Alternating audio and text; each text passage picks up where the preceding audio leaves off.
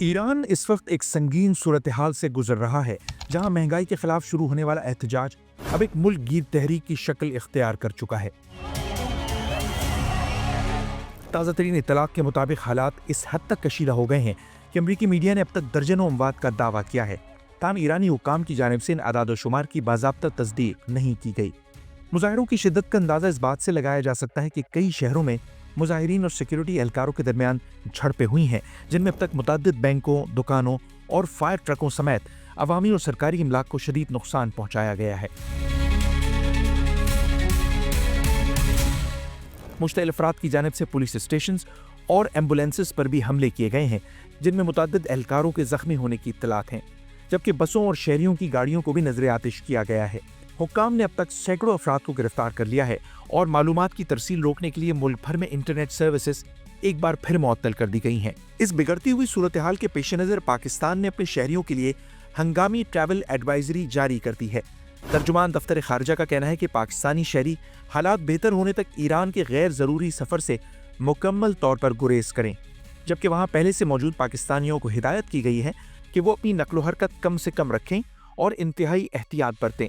شہریوں کی سہولت اور ہنگامی مدد کے لیے اسلام آباد میں کرائسس مینجمنٹ یونٹ قائم کر دیا گیا ہے اور پاکستانی مشن سے رابطے کے لیے خصوصی نمبرز بھی جاری کر دیے گئے ہیں۔ عالمی سطح پر بھی اس بحران کے گہرے اثرات نظر آ رہے ہیں۔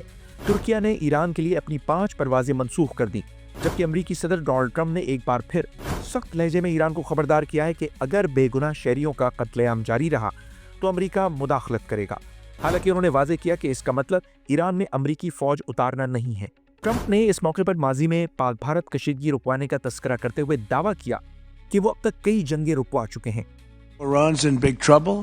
It looks to me that the people are taking over certain cities that nobody thought were really possible just a few weeks ago.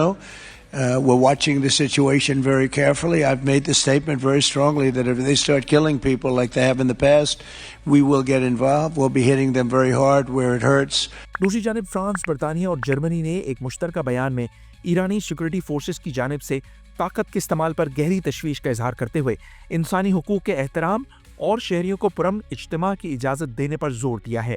ایرانی سپریم لیڈر آیت اللہ خامنئی نے واضح الفاظ میں کہا ہے کہ حالیہ فسادات کے پیچھے امریکہ کا ہاتھ ہے اور کچھ فسادی بیرونی ایما پر عوامی املاک کو نقصان پہنچا رہے ہیں۔ ایران نے اقوام متحدہ سے بھی مطالبہ کیا ہے کہ وہ ریاستی خود مختاری کے تحفظ کے لیے مداخلت روکے۔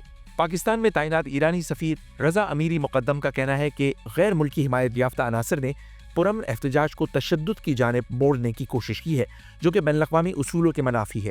ان کا کہنا ہے کہ ایران کی تاریخ ایسی سازشوں سے بھری پڑی ہے، لیکن ایرانی عوام کی اکثریت اپنی ریاست کے ساتھ کھڑی ہے اور ایران ہمیشہ کی طرح اس بار بھی ان سازشوں کے خلاف سرخرو ہوگا۔